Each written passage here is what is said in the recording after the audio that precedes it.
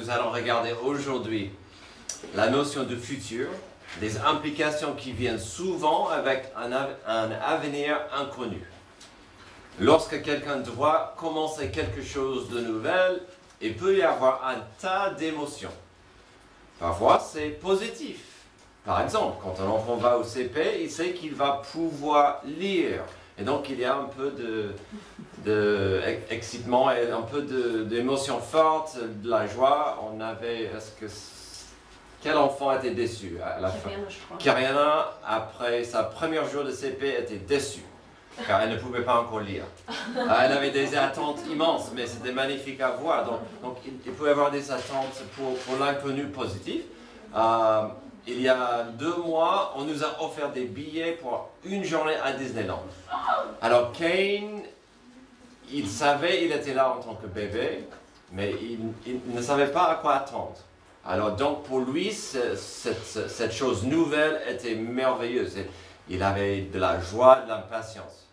Mais parfois l'inconnu, ça fait peur, ça peut rendre les gens nerveux. Souvent un nouveau changement donnera au moins de l'appréhension, parfois des sentiments de nervosité, même des peurs. C'est tout à fait compréhensible, car la personne est en train d'avancer vers l'inconnu et quelque chose de nouvel. Avec l'enfance que j'ai vécue, malheureusement, pendant plusieurs années de ma vie, j'ai dû changer d'école tous les 2 à 3 ans. Et je n'ai pas apprécié cette notion de changer d'école parce que c'est un nouveau endroit, il faut apprendre où sont les classes, nouvelles maîtresses, il faut faire des nouveaux amis, qui il faut éviter, quels amis il faut faire, et c'est parfois dans une nouvelle langue. Donc, parfois l'inconnu fait peur, et c'est normal, c'est normal. J'espère que nos étudiants n'auront pas trop de peur avec cette notion. Aujourd'hui, nous avons ici parmi nous ceux et celles qui viennent de commencer un nouveau boulot ou une nouvelle école.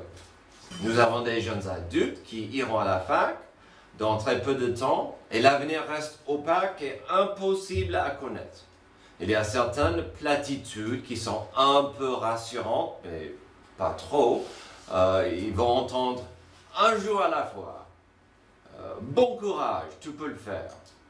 Mais quel espoir pourrions-nous trouver de Dieu et sa parole? Et donc, on va voir ça aujourd'hui. Devant un avenir d'incertitude, on peut appuyer sur Dieu et ses promesses. Josué, chapitre 1, verset 1, on va voir des promesses. Après la mort de Moïse, le serviteur de l'Éternel, l'Éternel dit à Josué, fils de Nun et assistant de Moïse, « Mon serviteur Moïse est mort. Maintenant, lève-toi, passe le Jourdain avec tout ce peuple pour entrer dans le pays que je le donne aux Israélites. Tout lieu que foulera la plante de votre pied, je vous le donne. Comme je l'ai dit à Moïse, votre territoire ira depuis le désert et le Liban jusqu'au grand fleuve, jusqu'à l'Euphrate, tout le pays des Hittites et jusqu'à la mer Méditerranée vers le soleil couchant. » Nous avons ici une scène plutôt riche, très profonde, car il s'agit de plusieurs choses. Mais à la base, il y a 2 choses fondamentales à saisir. D'abord, c'est un appel à l'action. Et l'action demandée exige, c'était plutôt, en fait, l'action d'avancer, traverser le Jourdain était impossible. Plus tard, vous pouvez voir dans le passage que c'était la saison où ça débordait. Donc, sachez que la demande de traverser était quasi impossible, sans un pont, sans de l'aide. Donc déjà, il y a ça. Sans la puissance de Dieu, ça ne pouvait pas arriver.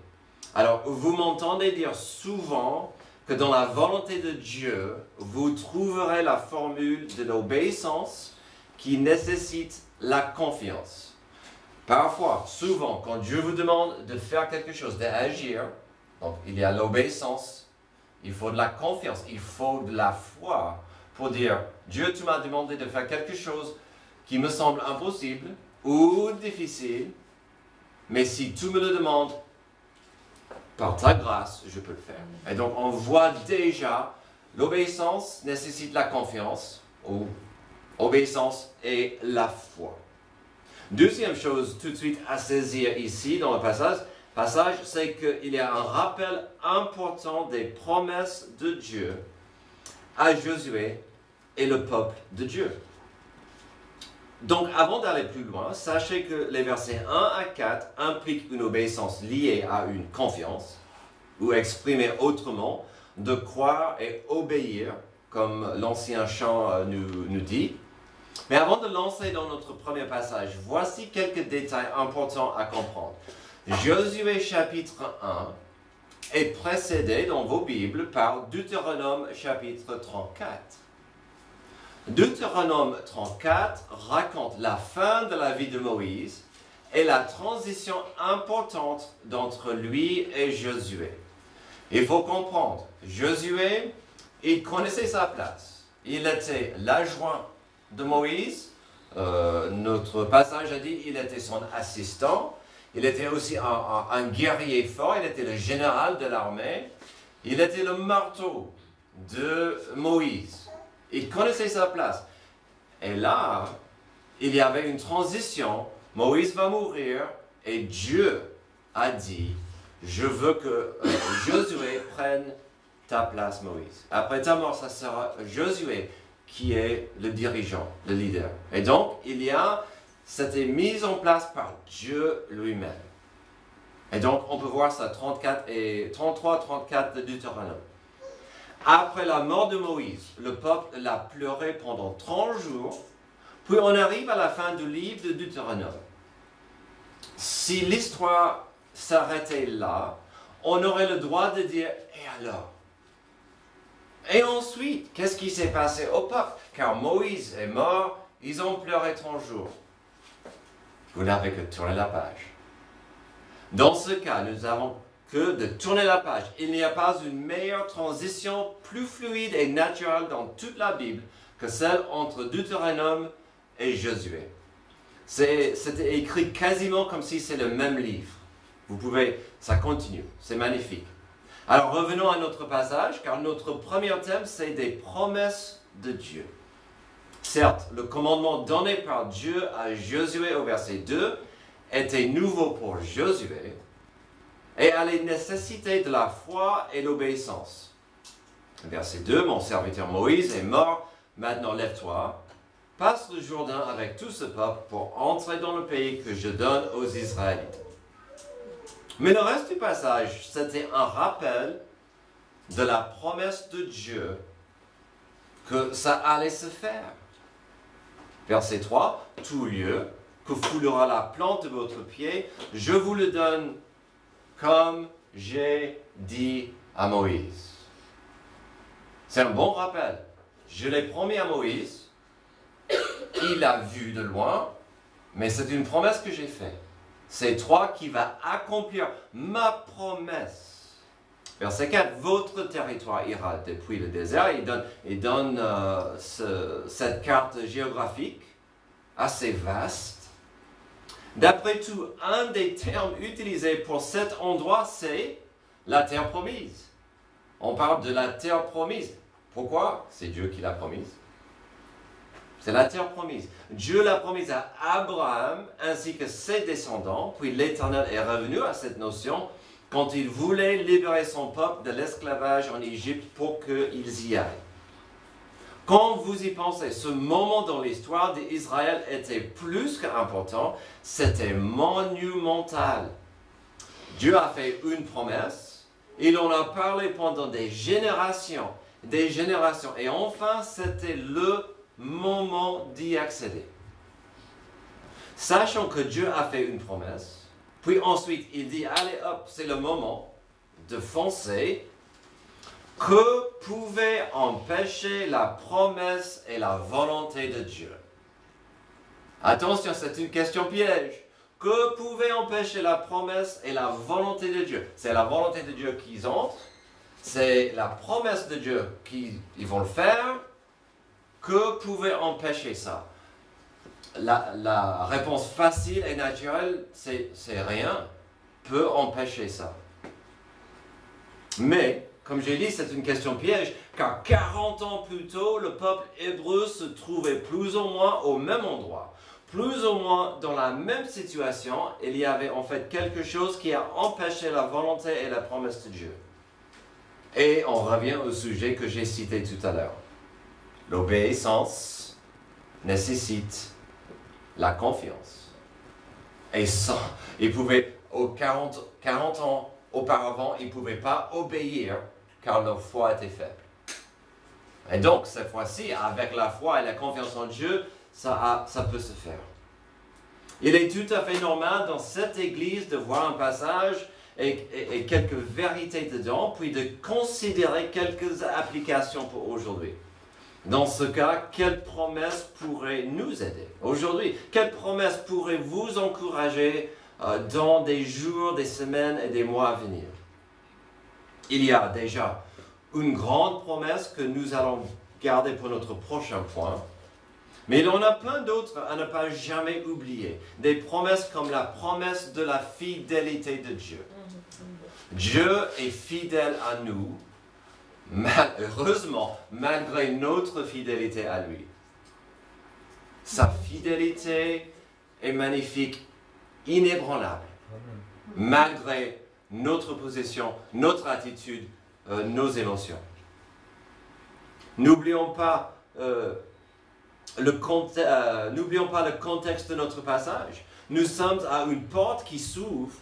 Nous sommes à une frontière, une ligne à affranchir. Une frontière que Dieu a promise à Abraham, il y a des siècles de ça. Et donc, n'oublions jamais que lorsque Dieu a un plan et il fait une promesse, il sera fidèle à son accomplissement. Parfois, on ne verra pas l'accomplissement. Ça ne veut pas dire que Dieu ne va pas accomplir sa parole, sa promesse. Alors, puisqu'on voit quelques promesses de Dieu d'aujourd'hui, d'autres promesses de Dieu, Dieu, c'est une promesse, il vous aime. Même si vous ne l'aimez pas, ou même si vous aimez Dieu moins qu'il vous aime. Hier, j'ai eu une belle discussion avec quelqu'un. On parlait de l'amour de Dieu pour nous et l'amour de Dieu qu'on est censé avoir pour Dieu. Et j'ai avoué, mon amour pour Dieu ne sera pas assez fort. Je suis censé aimer Dieu avec toute mon âme, tout mon cœur, toute ma pensée, toute ma force. C'est magnifique. Je n'y arriverai jamais assez.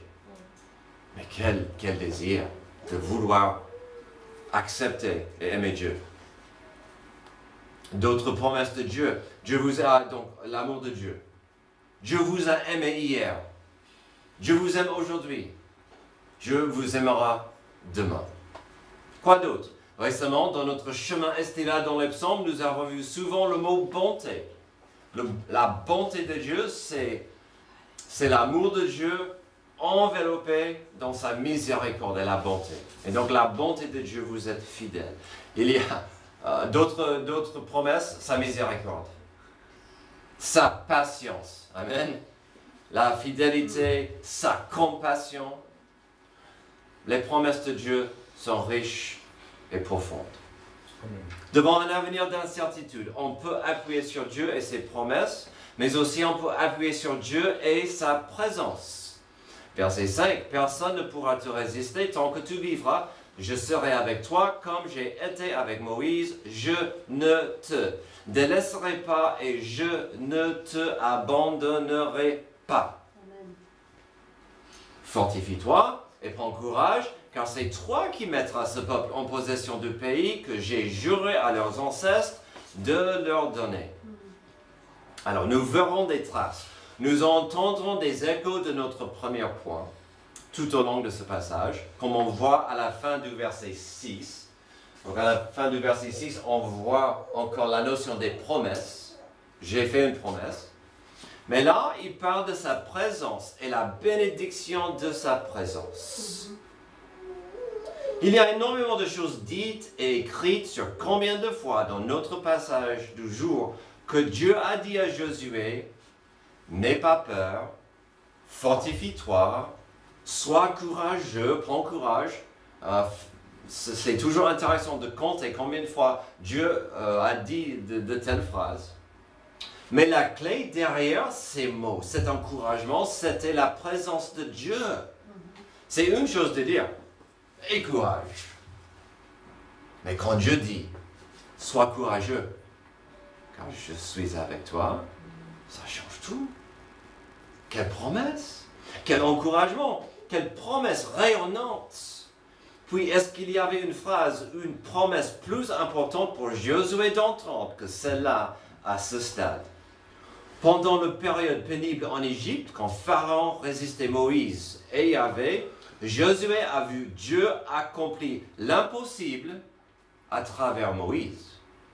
Quand le peuple était coincé entre la mer Rouge et la puissante armée d'Égypte, Josué a observé Dieu faire l'impossible à travers Moïse.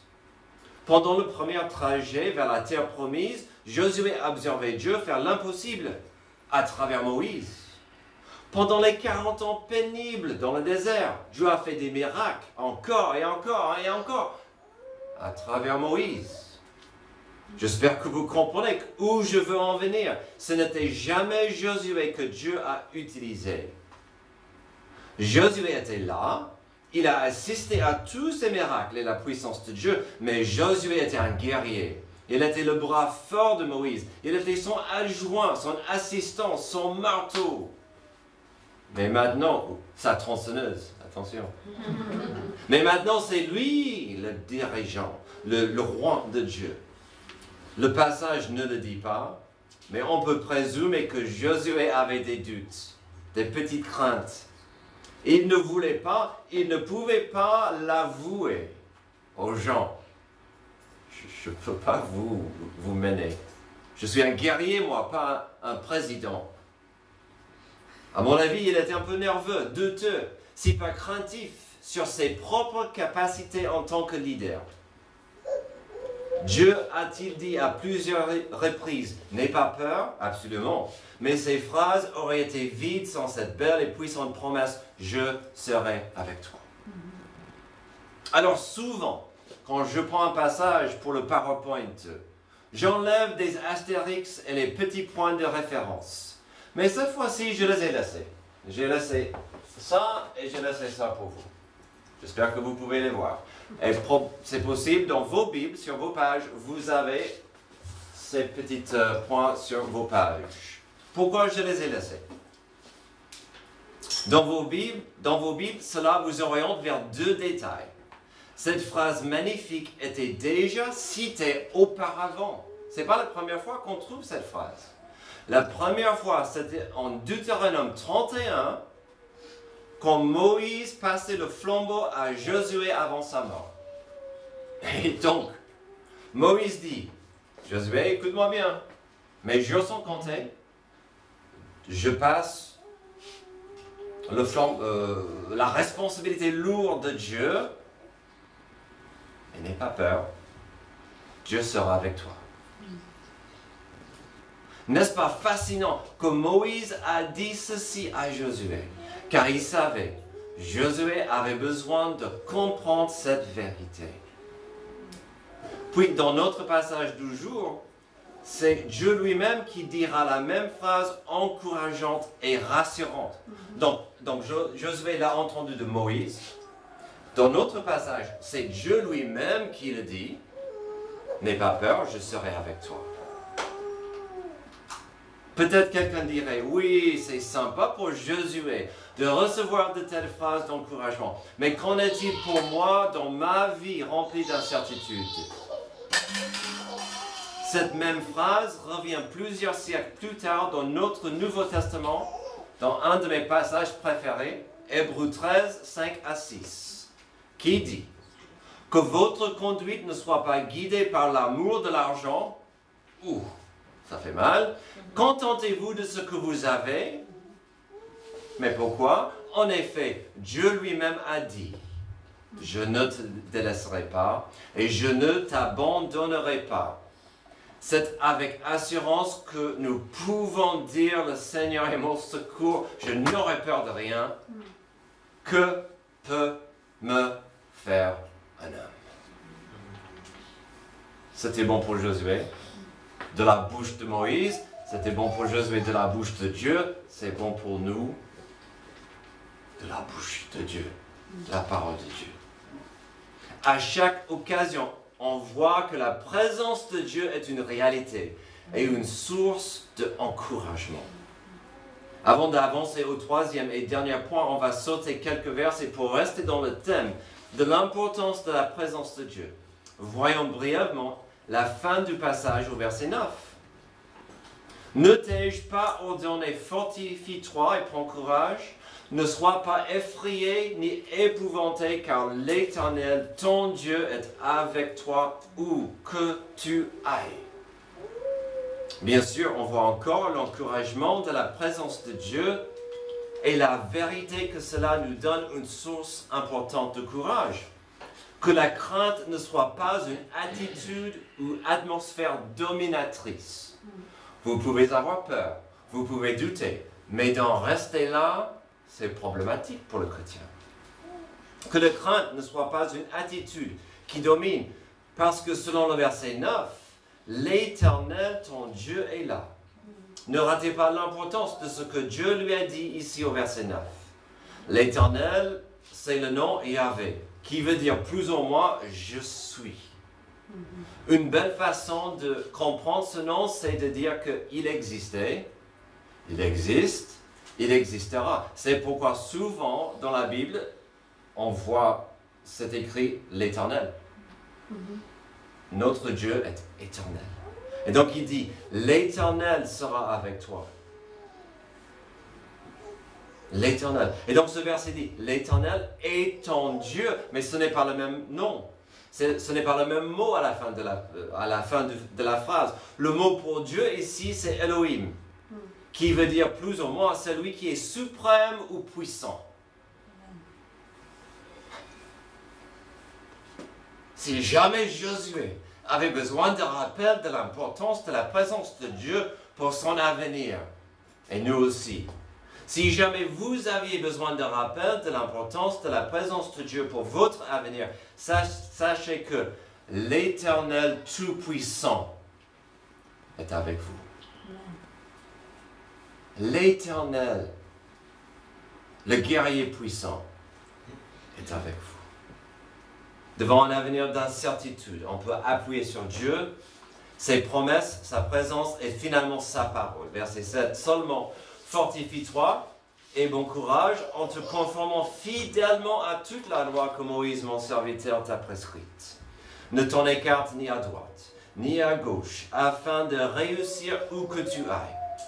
Que ce livre de la loi ne s'éloigne pas de toi. Médite-le quand tu veux, quand tu en as envie. Ah non, médite-le jour et nuit pour agir avec fidélité conformément à tout ce qui est écrit. Car c'est alors que tu auras du succès dans tes entreprises, c'est alors que tu réussiras. Ne t'ai-je pas ordonné, fortifie-toi, prends courage, ne sois pas effrayé ni épouvanté, car l'Éternel ton Dieu est avec toi où que tu ailles. Amen.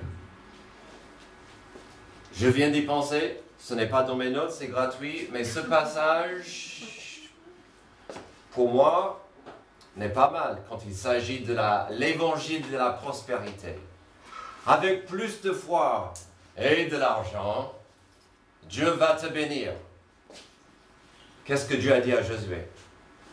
Connais, comprends, étudie, applique ma parole. Amen. Si tu veux réussir, appliquez ma parole.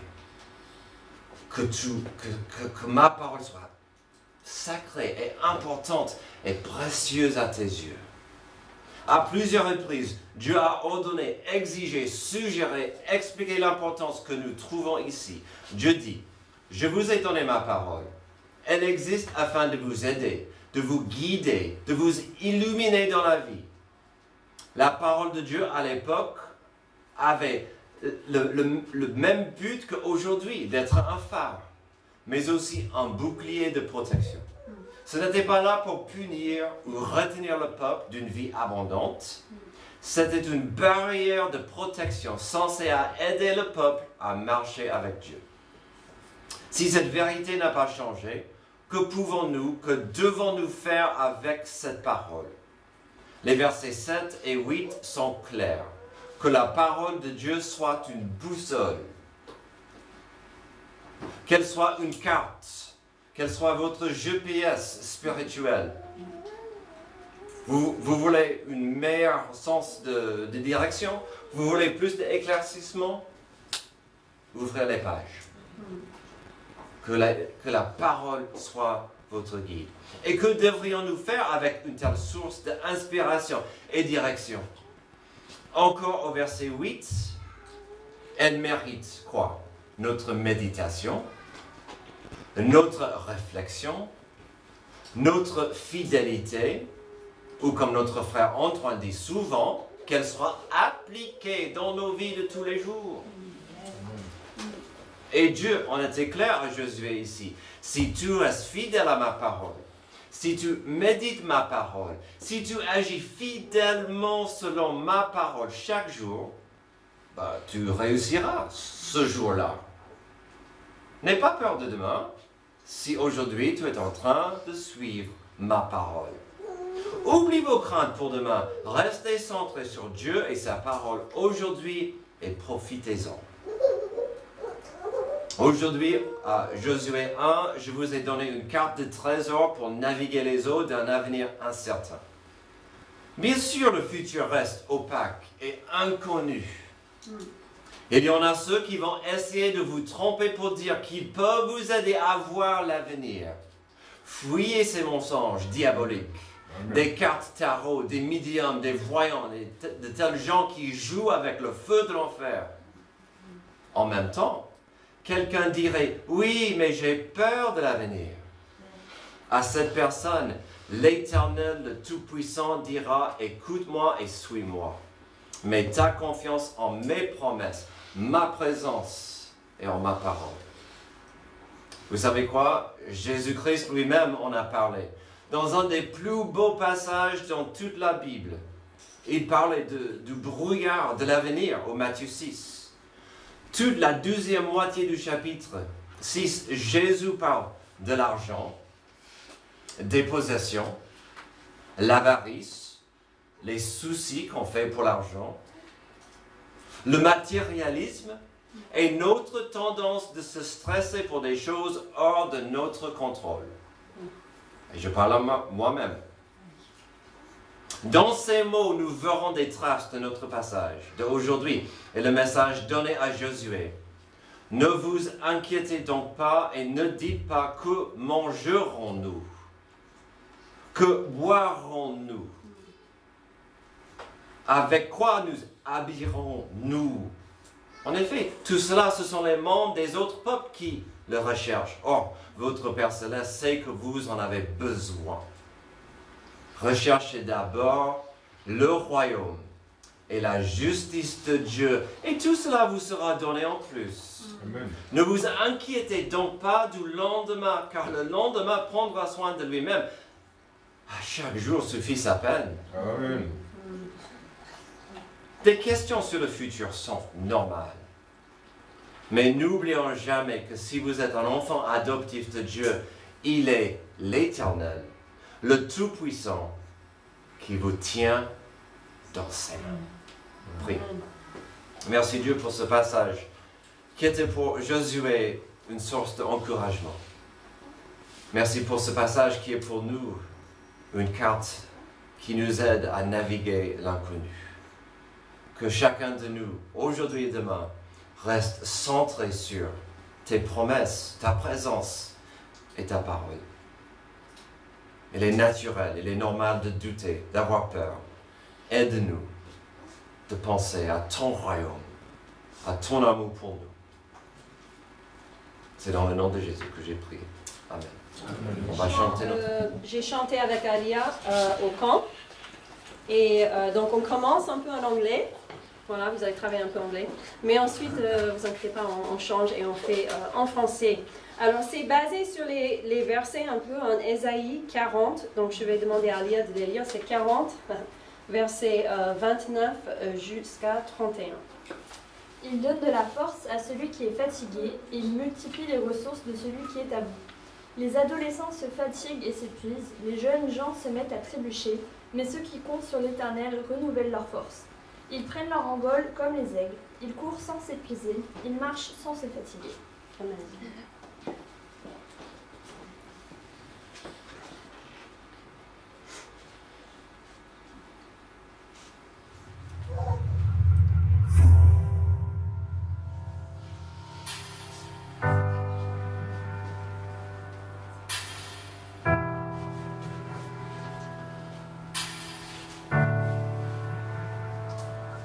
I will run, not grow weary. I will walk, I will not faint. I will soar on wings like eagles. Find my rest in your everlasting arms.